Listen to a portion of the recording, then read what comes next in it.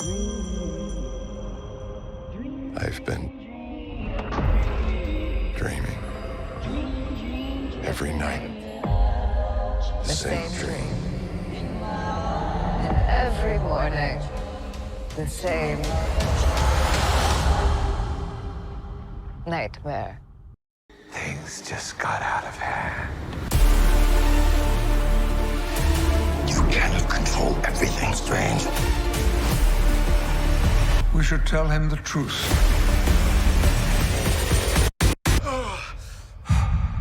The nightmare begins. It has been 2 weeks since we've had any update of Marvel Future Revolution. I'm talking about the Wednesday updates, which there was a week where we thought, well, we got it in Friday and maybe we were about to get it every Friday, but then they went back to Wednesdays. I think that they're, sometimes if they don't have it by Wednesday, they could drop it on Friday. But last week we didn't get nothing. This week we haven't got nothing as well. We talked about how in the Doctor Strange in the Multiverse of Madness, we talked about how the Doctor Strange Multiverse of Madness update was going to be dropping around the time when the movie comes out, like from May 1st to May 6th. We might get it a little sooner than that, depending on what they are allowed to kind of show. These last 2 weeks of not hearing anything could be just them trying to finish what they have coming out in the beginning of May. So we can expect them to start pushing this update as soon as next week. Can hit us with a dev note. So next week we should get something. Mark my words, we should get something next week. They've been quiet these last 2 weeks. They're not gonna go another week of them being silent and then just on May 1st drop everything. No, they've always shown us that they do start dropping a little bit of like the dev note, or they do a detailed maintenance notice and they hint that something's coming up. We might get the live stream and the new hero announced next week. This is pretty exciting because we're finally gonna figure out who that next hero is gonna be. Now I'm still Team Deadpool. We got a lot of people thinking this Scarlet Witch, but clearly Deadpool is the favorite one out of them. We got some other people that just are not really Deadpool fans and they just want to see Scarlet Witch. Honestly, it doesn't matter who it turns out to be, but if I had to choose, hands down, I would go for Deadpool. If they hit us with somebody that's not Scarlet Witch or Deadpool, oh my god, riots. But we are also hitting the last week before May and then before Doctor Strange, which I believe this is when they're gonna release the new hero, and they might start talking about him next week, which leads me to my next point, that the marketing for the new hero has just been terrible. It's been very bad, and they released from what I thought was gonna be a good campaign or marketing strategy to get people hyped up, with the April Fool's little hint scavenger hunt that they had us do, which I felt like was a smart thing to do if they were gonna continue it like once a week, but they didn't. We did get Danny to come in and start dropping a little bit more hints, but I felt like all of them were just trolling. But they didn't talk about the new hero, and when I really thought about it, I realized well, they're not really marketing this game like other games are marketing their games. Everybody knows Raid Shadow Legends. I never played that game. I don't really know what that game is, but I know Raid Shadow Legends because of the damn ads that keep playing, and how people get, they pay YouTubers to talk about the game or put something on their channel. The marketing for that game is phenomenal. But I feel like with this one, we don't really see the same thing. This isn't Marvel IPA. This game has the potential to be the best mobile game out there. But here's why I believe we're not seeing that type of marketing yet. It is because the game is still in beta. Secretly, it's still in beta. They know that if they market this game right now, all this new wave of people are just going to be flooded with these toxic, negative reviews, and most of them might be discouraged, and they're waiting for the game to be at a state where they feel like, okay, the game is good enough. You can't make everybody happy. That is just a fact. You can't make everybody happy. But if they can get the game at a state where it's not what it is now, if they just allow, or they make the right change, like allowing enough fodder to be earned to be able to build your squad, would be a huge change to the game. One of the main reasons people leave this game is because they don't feel like they're getting enough value out of the time that they invested in the game. Right now, I go in, I do my blitzes, I do a raid, I do some invasions, and that's pretty much it. I'm done for the day. But if there was a way for me to earn fodder, enough fodder to build my team, then damn right. Then you bet your ass that I'm going to be in there way longer. And now my 10 hours that I would probably put in this game a day would actually feel like a good investment. And I understand there's a lot more things wrong with the game. There is.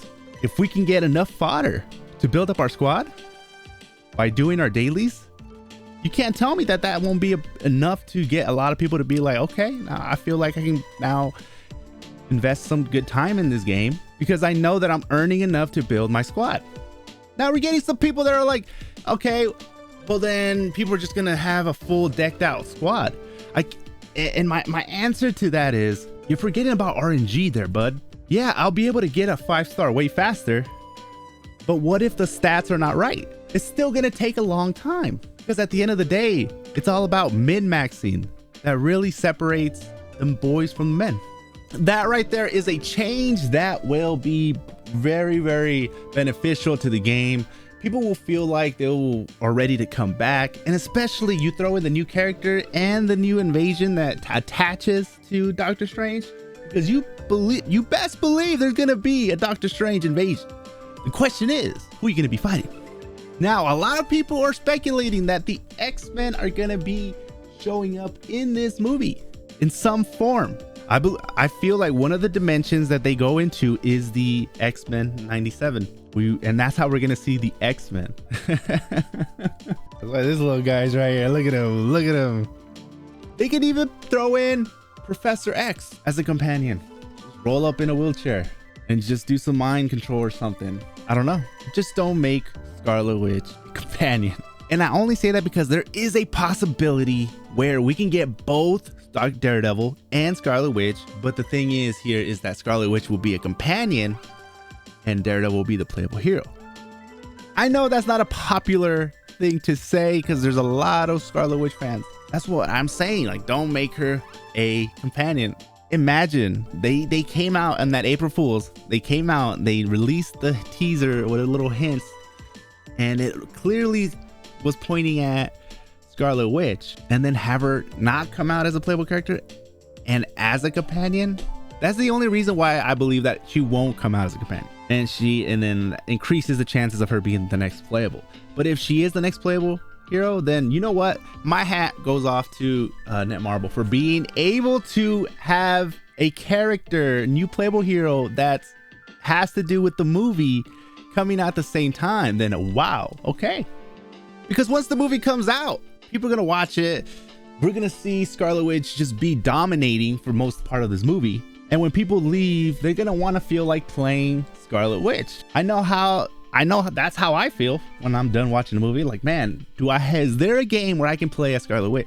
Regardless of who the new hero is, there is going to be an increase of new players coming to the game, no doubt about it. What I'm worried about is the fact that they might come in and the problems with the game is going to just scare them away. But even though we didn't get no news in the last 2 weeks about what's coming next, I'm gonna let it slide because I know they're cooking and they're on a time limit, and I believe there is not that many people working on the game because Netmarble is focusing so much on their blockchain games, and that's where their main focus is. Now, if Marvel Future Revolution was making bank, then I can see Netmarble sending some people to help out with that game and make sure that game continues to be making bank. And right now, it's secretly in beta still. And once the game goes into a state where people are happy with it's never going to be perfect. There's always going to be room for improvement. But right now, clearly, there's some big things that need to happen for this game to be at a pace where it's like, okay, now it's okay and good enough for it to be promoted. But I am excited. I am excited about this update, see what we're gonna get. But as always, let us not forget the compensation or the double rewards that they said they were going to take back from the people that got those extra bonus rewards. They haven't seen anything different. Supposedly there was a wave that already happened, and there's going to be a next wave, next update. But until then, okay, I'm just letting people and reminding people, do not forget about that. But I want to see them actually follow through what they said. And I still haven't heard back from Netmarble. I reached out to them in their post. It says, if you want more details, reach out to customer service, blah, blah. I did what they said. Nothing. I haven't got no email back. Oh, I know they got my email though. I don't think they liked who was sending it. I feel like I'm going to get the same treatment with the Content Creator Corps.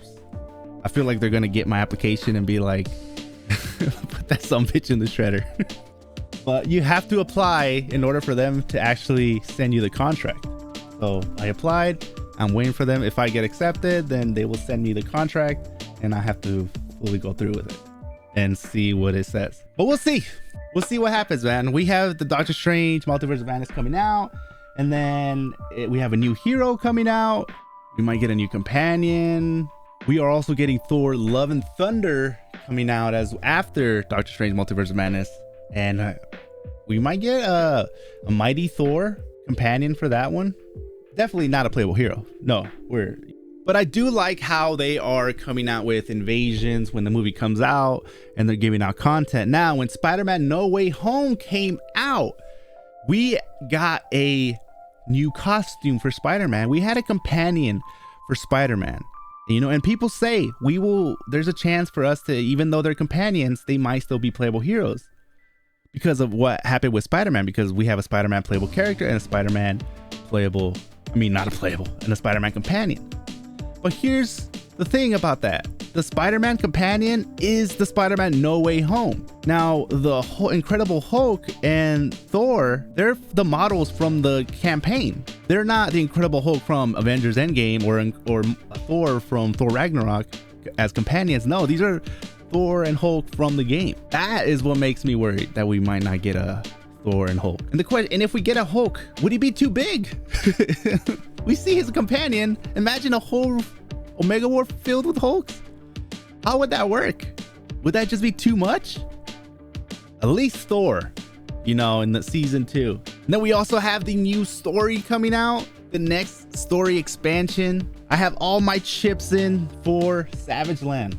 And I believe we're going to start seeing that right after Doctor Strange Multiverse of Madness. Once the hype of the new hero starts going down, they might announce the Savage Land, and we might get a lot of, in the story, that's where we're going to start seeing some more X-Men NPCs showing up.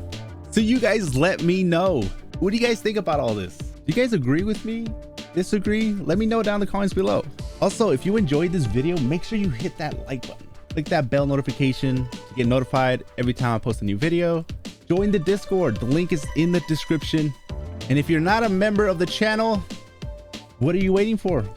What do you get when you become a member of the channel? Well, you get this Infinity Gauntlet next to your name when you comment, and you get an exclusive set of emojis that other people that are not members are able to use. As of now, we have Deadpool emojis and Spider-Man emojis. But as the more members join, the more emojis I'm able to put in. And it's also a great way to show your support of the channel, though you do not have to. It's completely optional, but if you wanted to show some extra love, that option is there. With that being said, I'll catch you guys next time.